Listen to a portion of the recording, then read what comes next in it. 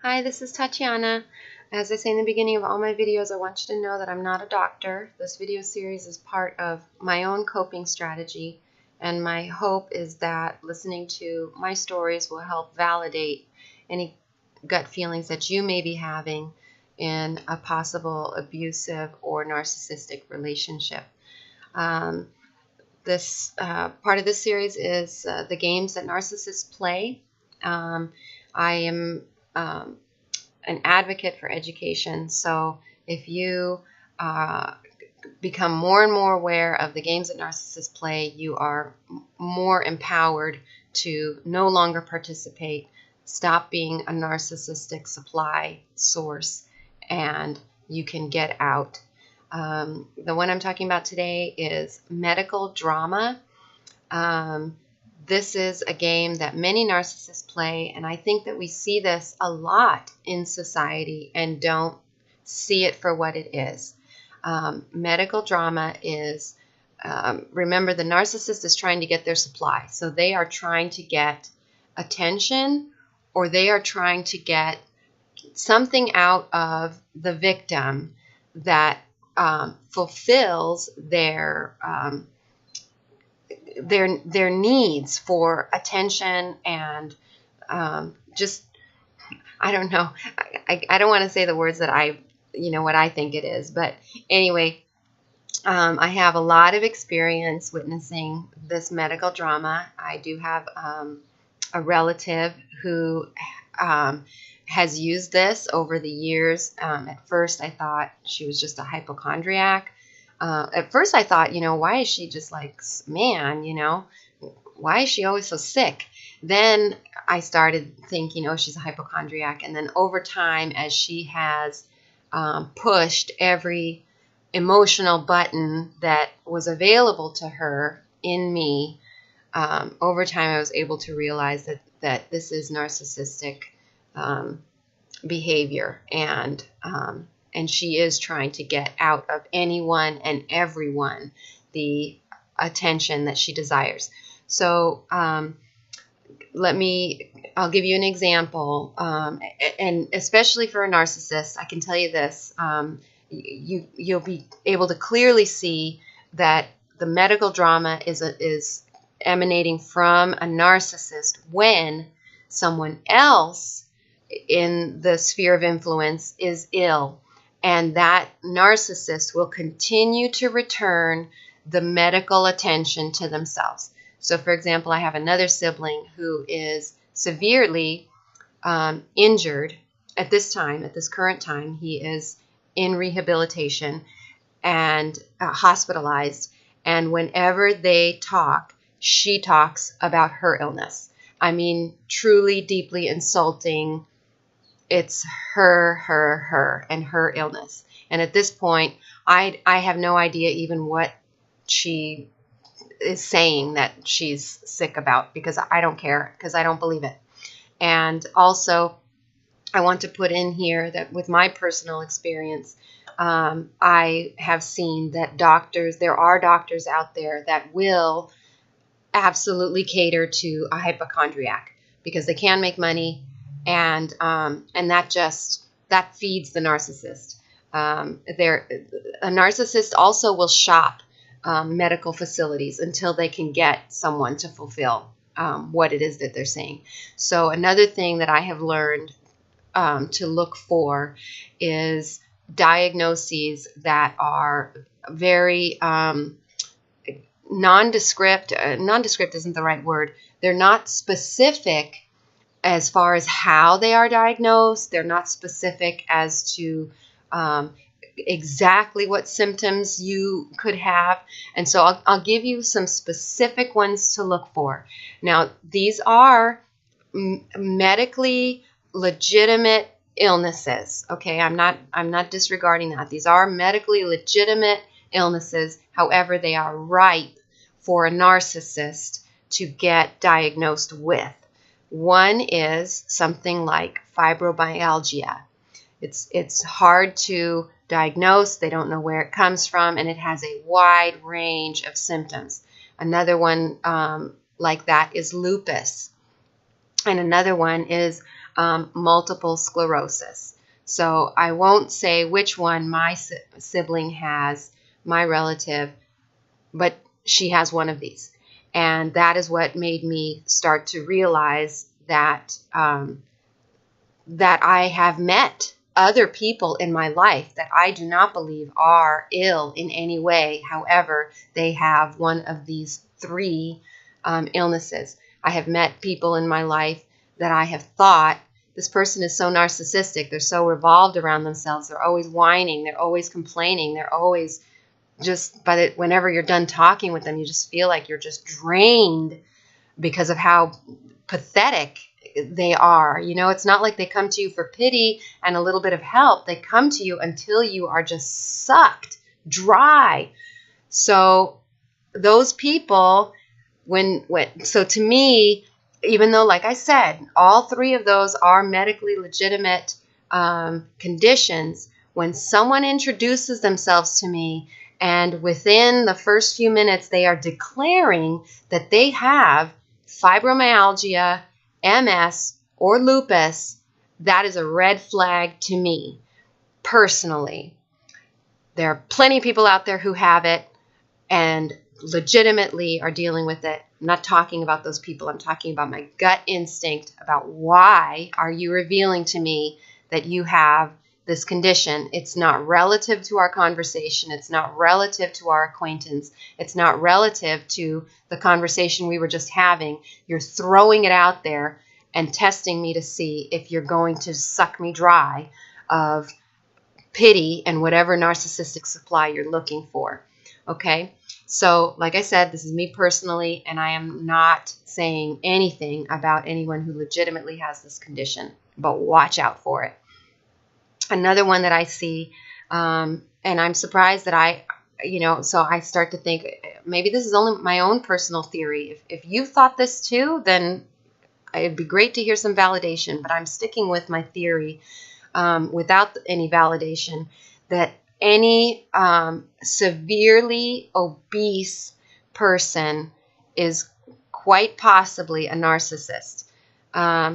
I've watched a lot of those television shows, and I have tried to think psychologically, how is this person obtaining food? If they are no longer able to physically get themselves to go and get that food for themselves, how are they getting it? And they never, ever, in any medical show that I've seen about an obese person, talked about how that person has convinced someone else to continue to contribute food at the threat of it killing them, right? How do you have someone in your life who is continuing to bring you food even though it could kill you? Okay, and when I watch those programs, I do read between the lines. I watch the actual dynamics that are happening between that severely obese person and their caretaker. And what I see, and I could be wrong, but I'm telling you that this is my theory and I'm sticking to it, that obese person is a narcissist and they are having narcissistic control, abusive control over the supplier. The supplier person is pleasing them, and if they don't please them, that person will be, the obese person will be angry, will berate them, will guilt them, and basically mentally torture them until they give them what it is that they want, right? And that is blatantly, the most blatantly obvious example of how a narcissist feels about you. Whatever game they're playing, they will not give up until they get from you what it is they want. Feed me my dysfunction, right? Okay, that's my theory. I'm sticking to it. Anyway, another example of medical drama. I have a sibling of mine who became pregnant and called me to let me know that she was pregnant. And her gut instinct said, when I tell this other sibling that I'm pregnant, I'm afraid of what she'll do. And we're talking about the medical drama narcissist. And her gut was telling her to be afraid. And you would think, any healthy person is going to be like, what are you even talking about? We're not talking about healthy people here. We're talking about people who are dealing with narcissists.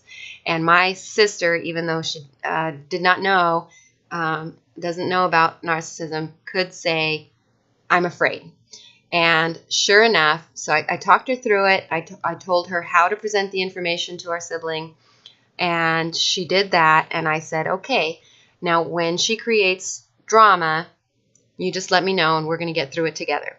So sure enough, within a few weeks, the reason that this triggers this reaction, a medical reaction in this narcissist, is because we're siblings, and this means that this particular sibling is now going to draw away the narcissist's supply. People are going to be giving legitimate concern to someone else, and she wants that for herself. The narcissist wants it for herself. So sure enough, within a couple of weeks, she had developed some type of illness that was going to require a hysterectomy, and she would no longer be able to have children. And so now she can yap, and go to support websites and join internet support groups about the fact that she won't be able to have a child.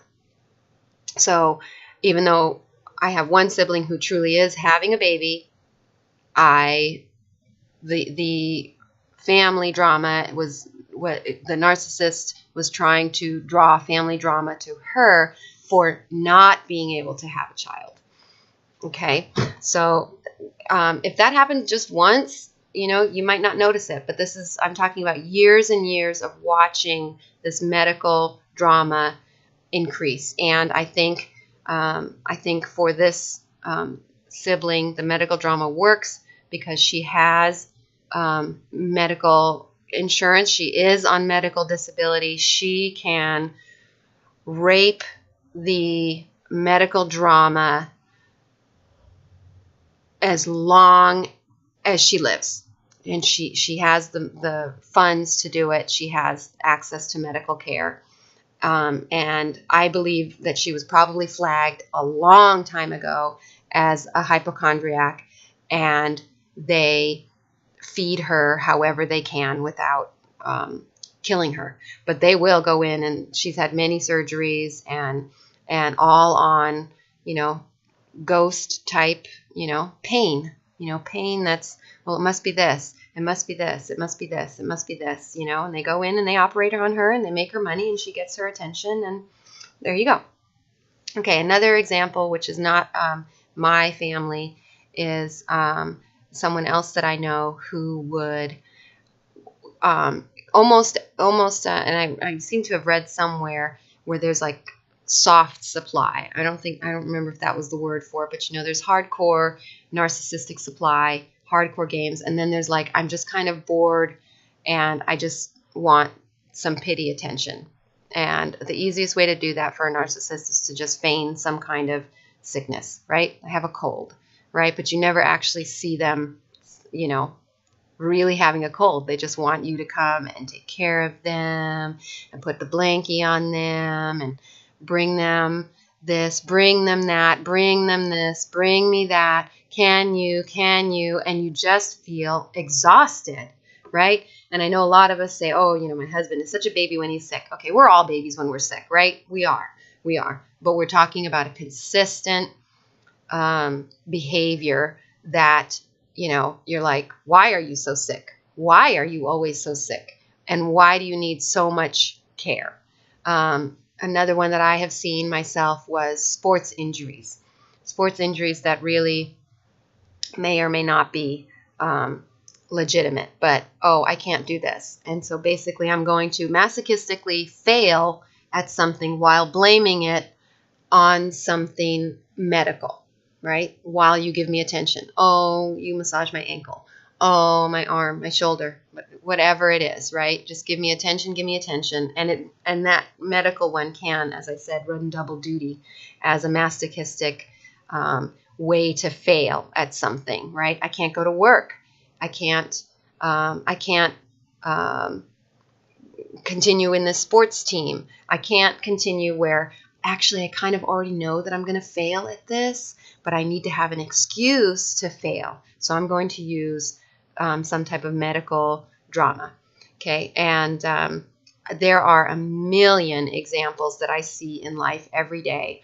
A lot of times, I think once you start looking for it, then you can see it. You can see where someone who is truly sapping the energy out of someone, and or when you see someone who has given up their life in order to medically care for someone else. There are absolutely legitimate reasons that people do that. And then there are people that you can tell that person with the medical issue has some type of control over the other person. When that person tries to get someone to take care, I've seen this too. I have seen that where someone legitimately does need full-time care, full-time 24-hour care, and had their child taking care of them, which meant that that person could no longer socialize, could no longer work independently, but had to give their entire life to taking care of that parent. And when that child would try to take a break, for example, I mean, this person was in hospice care. It is legitimate that they do need hospice care, but when that child tried to have hospice care come in and do some relief work so that she could take the weekend off, that parent guilted her for the entire 2 days with phone calls and my nurse doesn't care for me, just guilt.